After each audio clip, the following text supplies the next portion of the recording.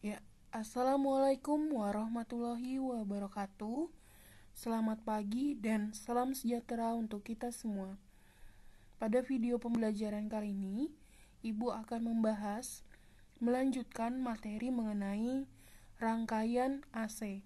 Nah, minggu lalu, Ibu telah menjelaskan bahwa rangkaian AC terdiri dari 3 macam rangkaian. Yang pertama ada rangkaian resistor, yang kedua ada rangkaian induktor, dan yang ketiga adalah rangkaian kapasitor. Nah, ternyata 3 rangkaian tersebut, resistor, induktor, dan kapasitor, bisa dirangkai menjadi suatu buah rangkaian yang dinamakan rangkaian seri RLC. Jadi 3 komponen tersebut, resistor, kemudian induktor, dan kapasitor, dirangkai menjadi satu rangkaian seri. Nah, jika digambarkan, bentuknya akan menjadi seperti ini. Yang ini adalah R, kemudian yang ini adalah L, dan yang ini adalah C. Jadi kalau R, simbolnya dia berbentuk zigzag. Kalau L, dia simbolnya berbentuk kumparan, melingkar seperti ini. Kemudian kalau C atau kapasitor, dia berbentuk 2 buah garis yang sejajar. Nah, 3 komponen elektronika ini dihubungkan secara seri ke sebuah sumber tegangan. Nah, sumber tegangan yang dimiliki R, L, dan C itu berbeda-beda besarnya. Nah, yang sama nilainya pada rangkaian ini hanya pada kuat arus. Jadi, untuk nilai V-nya, nilai tegangannya dia berbeda ya. Sementara kalau nilai kuat arusnya itu dia sama. Jadi mau kuat arus di R, di L maupun di C nilainya tetap sama.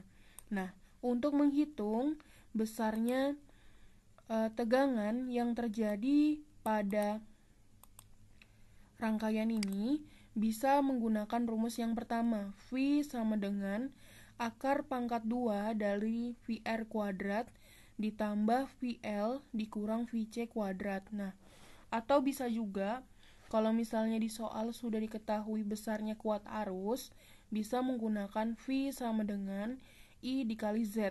Nah, yang akan kita bahas di sini adalah Z.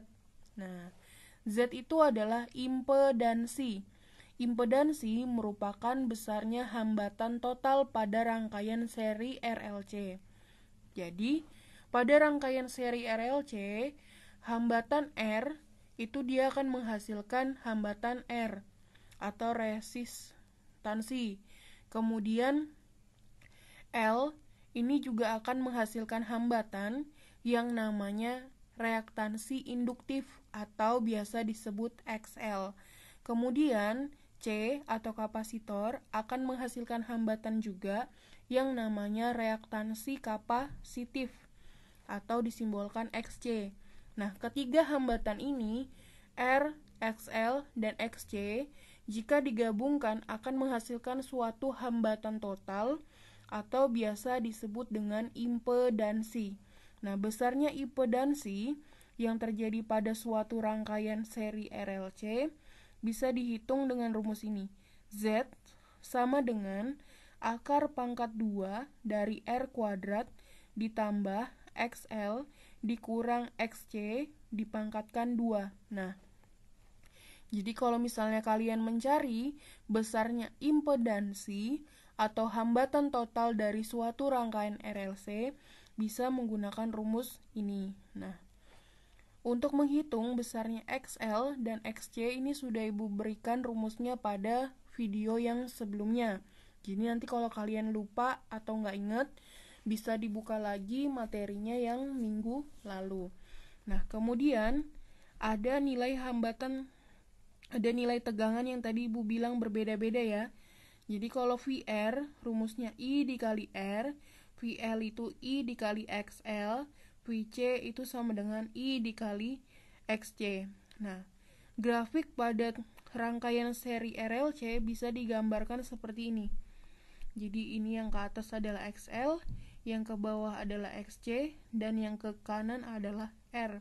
Sementara hambatan totalnya membentuk sudut sebesar theta. Nah, untuk mencari besarnya theta, ini besarnya pergeseran fasenya, bisa menggunakan rumus tan theta sama dengan XL dikurang XC dibagi R. Tuh, kita lanjut lagi. Nah, ada beberapa kemungkinan terjadi pada rangkaian RLC yang menentukan sifat dari rangkaian tersebut. Yang pertama, jika nilai XL lebih dari XC, rangkaian bersifat induktif, artinya tegangan mendahului arus dan tan theta bernilai positif. Nah, jika XL kurang dari XC, rangkaian bersifat kapasitif, arus mendahului tegangan dan tan theta bernilai negatif. Nah, untuk mencari bentuk grafiknya yang pertama dan yang kedua, grafiknya sudah Ibu berikan di materi minggu lalu. Jadi tinggal kalian lihat. Kalau yang bersifat induktif, grafiknya ada di yang di rangkaian induktif. Kalau yang bersifat kapasitif, grafiknya ada di rangkaian kapasitif.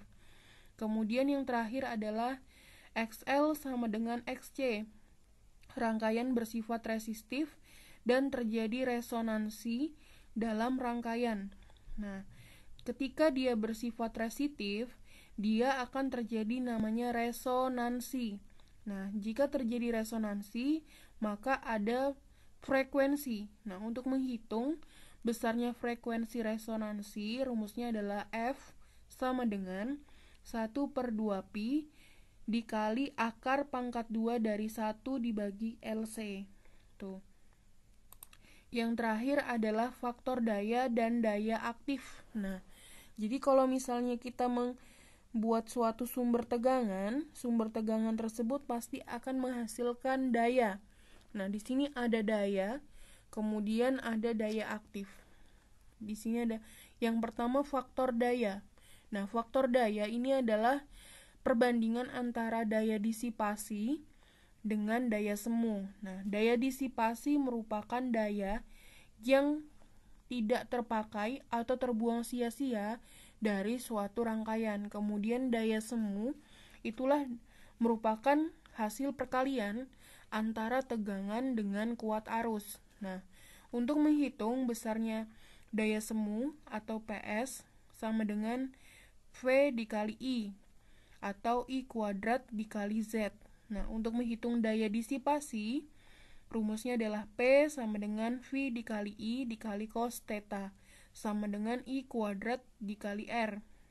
Nah, sementara faktor daya simbolnya adalah cos theta sama dengan P aksen dibagi P, atau P aksen rumusnya sama dengan P dikali cos theta. Cos theta sama dengan R dibagi Z. R ini adalah hambatan resistor, kemudian Z ini adalah impedansi. Jadi bisa menggunakan rumus yang pertama ataupun rumus yang kedua jika ditanya tentang faktor daya. Di sini bisa kalian lihat ya keterangannya. Nah, itu tadi beberapa penjelasan persamaan-persamaan yang digunakan pada rangkaian seri RLC. Nah, untuk lebih jelasnya nanti akan Ibu berikan beberapa contoh soal yang menggunakan persamaan-persamaan yang telah Ibu jelaskan.